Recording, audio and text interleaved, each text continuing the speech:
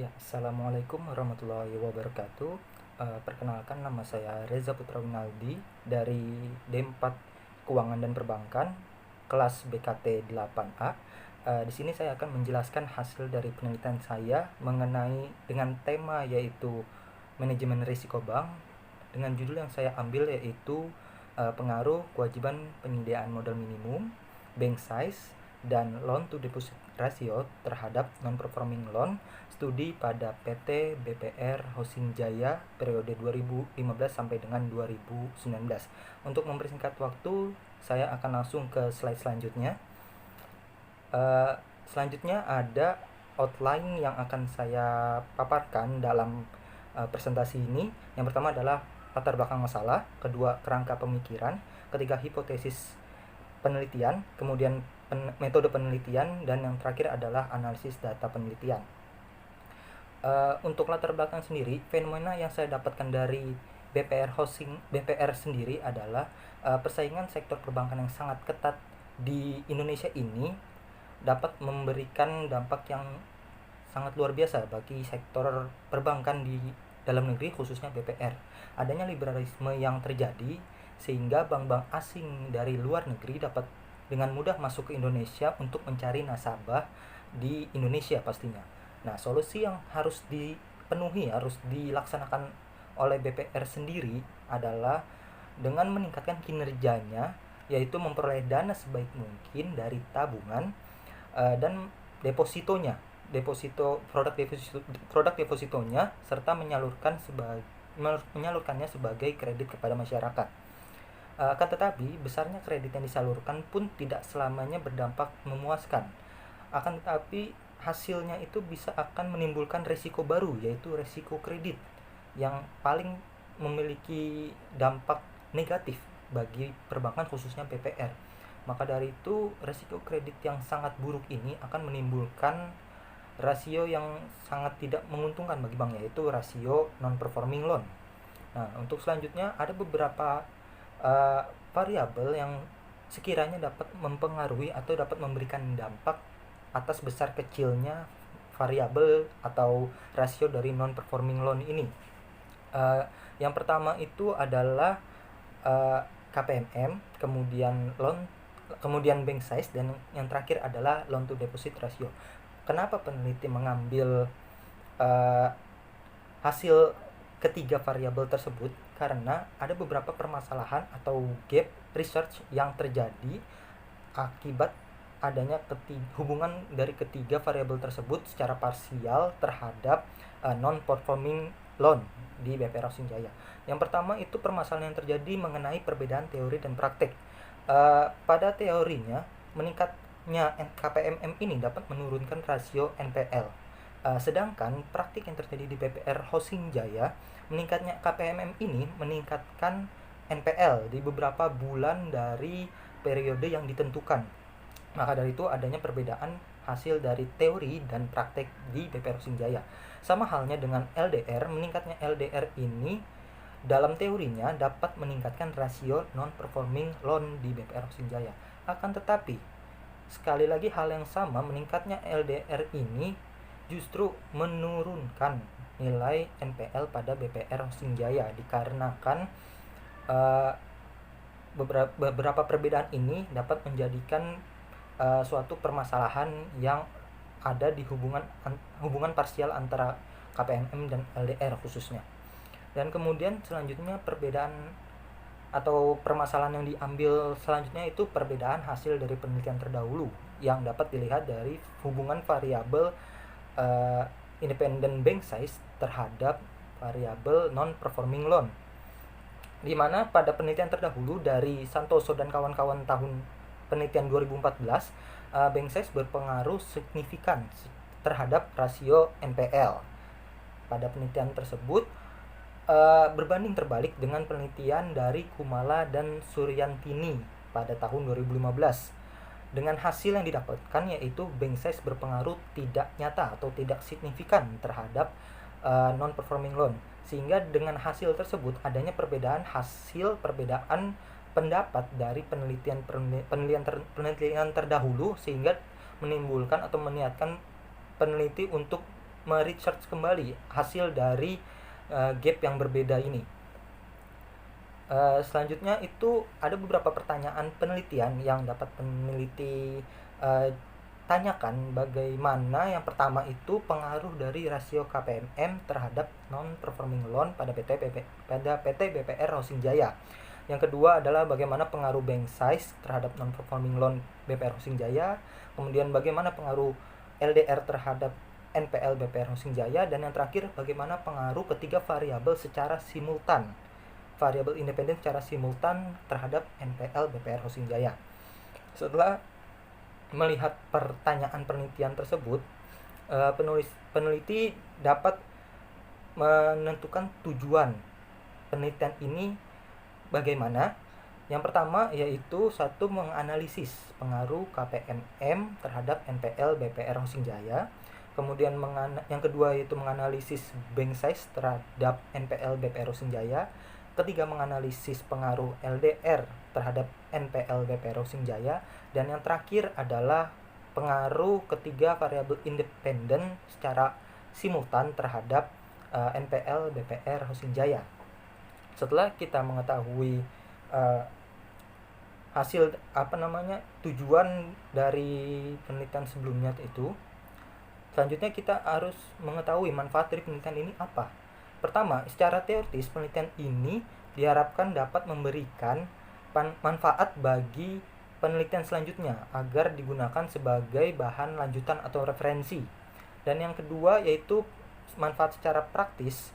Penelitian ini diharapkan dapat memberikan manfaat dalam meningkatkan pengetahuan dan wawasan terutama bagi penulis sendiri, serta bagi pengembangan ilmu perbankan dari hubungan KPMM, bank size, dan LDR terhadap non-performing loan ini. Nah, selanjutnya itu kita masuk ke kerangka pemikiran. Kerangka pemikirannya itu tidak beda jauh seperti penelitian-penelitian sebelumnya, di mana ketiga variabel ini secara parsial dihubungkan langsung terhadap non-performing loan.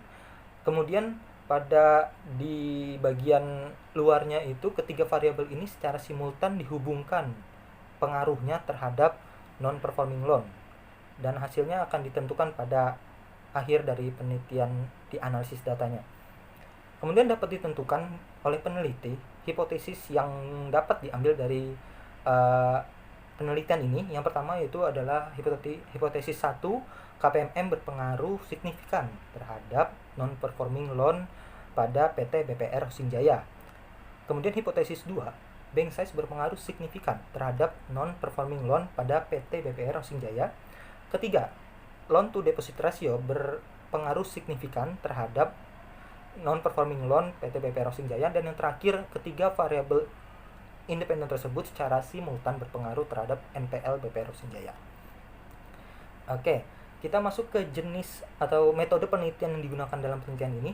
Jenis data atau jenis penelitian yang dilakukan dalam penelitian ini adalah penelitian asosiatif.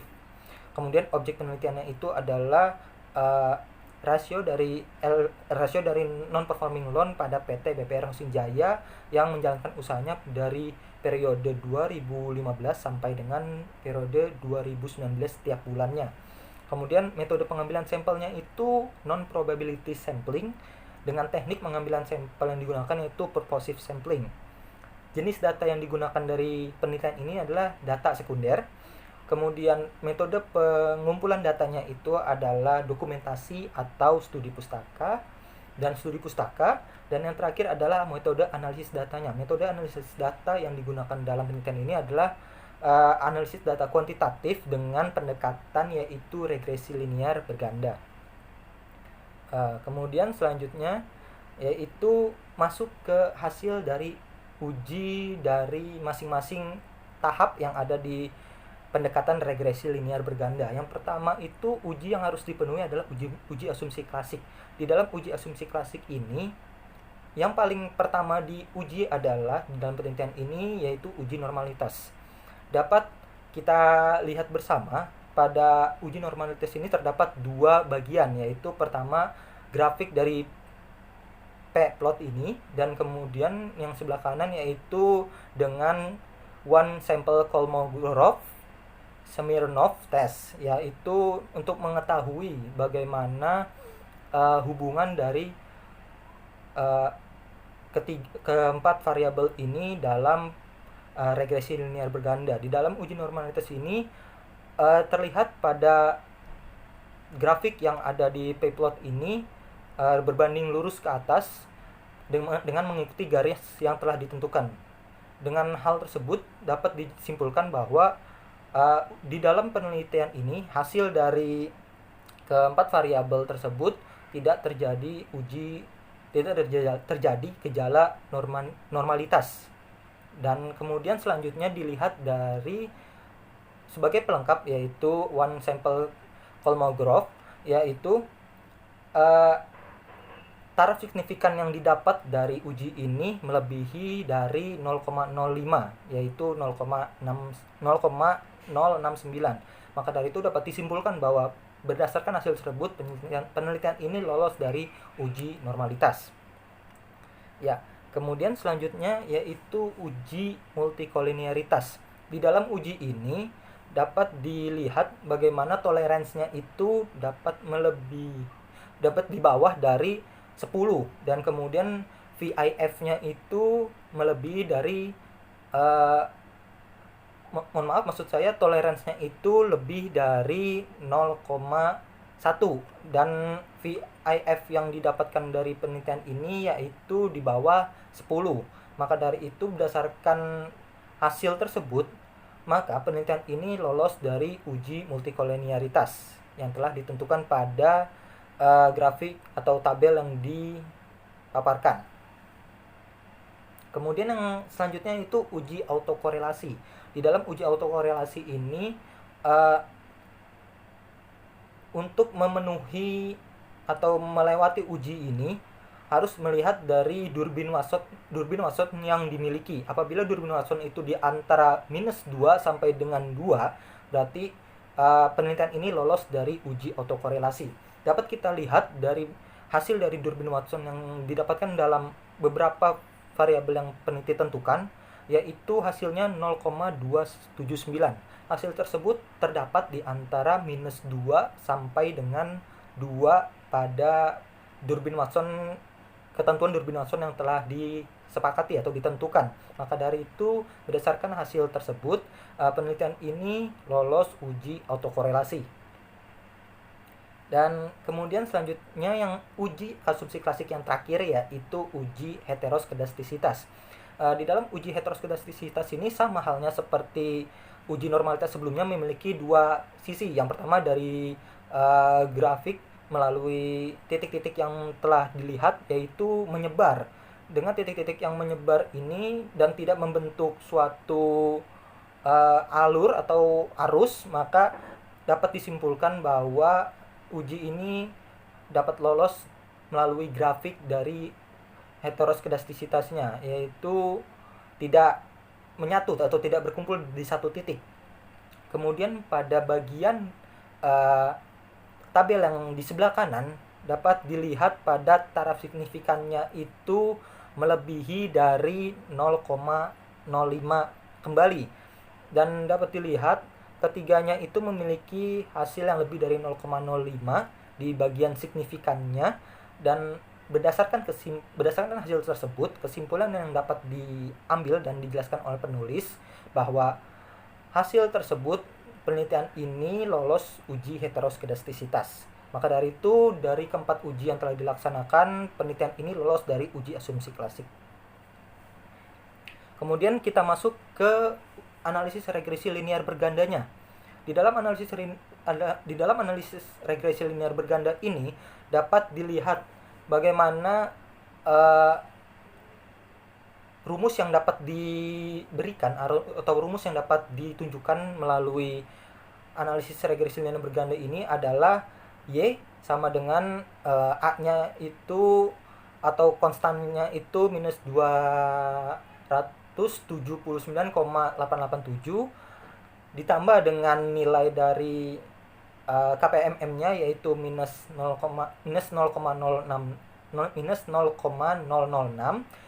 kemudian ditambah dengan nilai dari bank size-nya yaitu 15,948 dan ditambah dengan nilai dari LDR-nya yaitu 0,048. Kemudian selanjutnya setelah dilihat dari analisis regresi linear bergandanya, peneliti melaksanakan penelitian untuk mengetahui hubungan secara parsial antara ketiga variabel independen terhadap variabel dependennya yaitu non-performing loan. Peneliti melaksanakan uji parsial tersebut dengan uji T.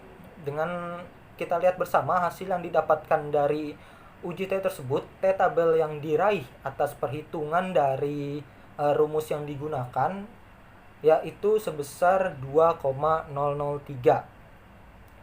Rumus yang digunakan tersebut hasilnya mendapat 2,003 pada T tabel. Itu akan disimpulkan bagaimana nanti hubungannya dari ketiga variabel independen ini terhadap variabel dependen secara parsial pastinya. Dapat kita lihat ketentuan selanjutnya yaitu taraf signifikannya harus di atas, maksudnya harus di bawah 0,05 juga, 0,05.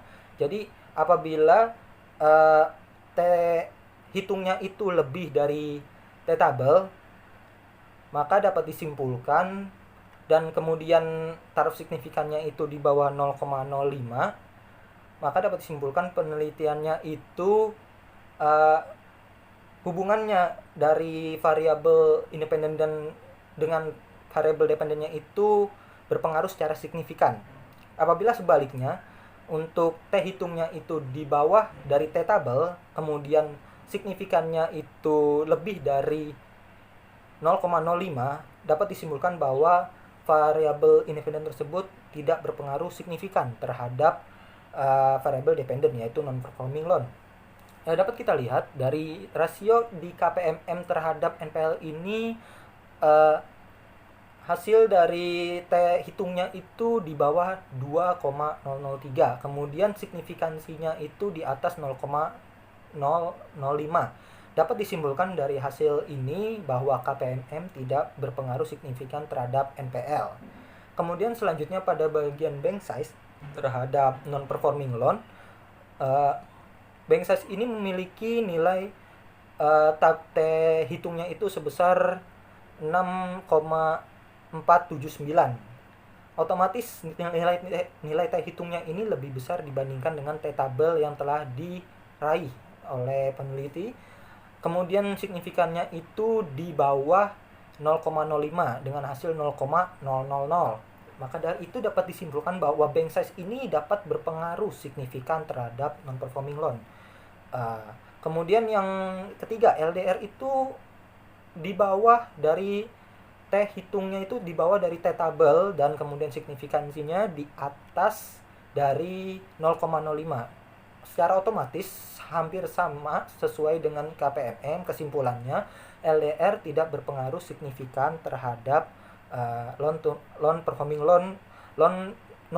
loan pada BPR Rossing Jaya.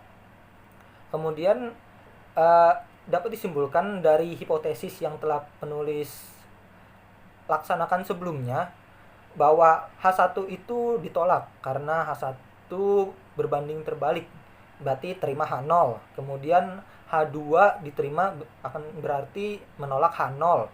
Dan yang ketiga, yang bagian LDR terhadap NPL yaitu menolak H3 dikarenakan tidak sesuai hasilnya dengan H3-nya, maka dari itu terima H0.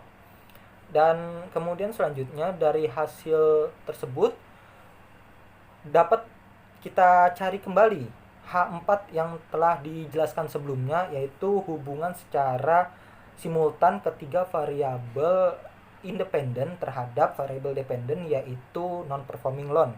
Dapat kita lihat pada uji simultan yaitu uji F di dalam penelitian ini. Untuk nilai F tabelnya itu didapat sebesar 2,766 dari tabel yang telah ditentukan dalam statistik. Kemudian F hitung yang diraih dari penelitian ini sebesar 22,236, dan hasil tersebut sangatlah besar dibandingkan dengan F-tabel yang telah diraih.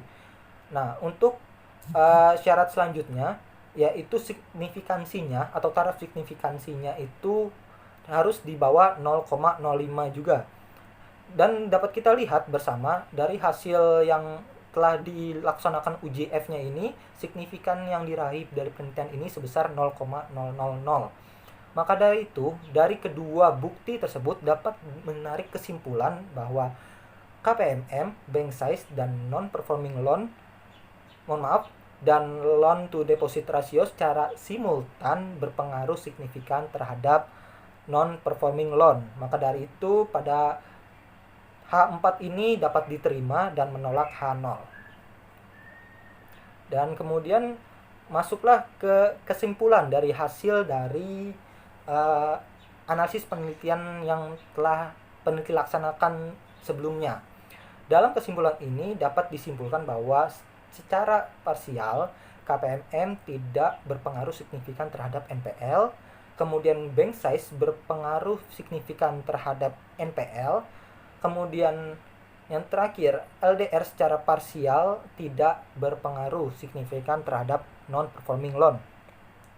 Kemudian yang bagian H4-nya secara simultannya KPMM, bank size, dan LDR secara simultan berpengaruh signifikan terhadap non-performing loan.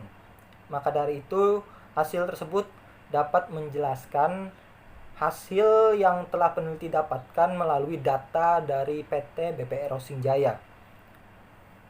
Kurang lebihnya seperti itu. Mungkin itu saja yang dapat peneliti sampaikan.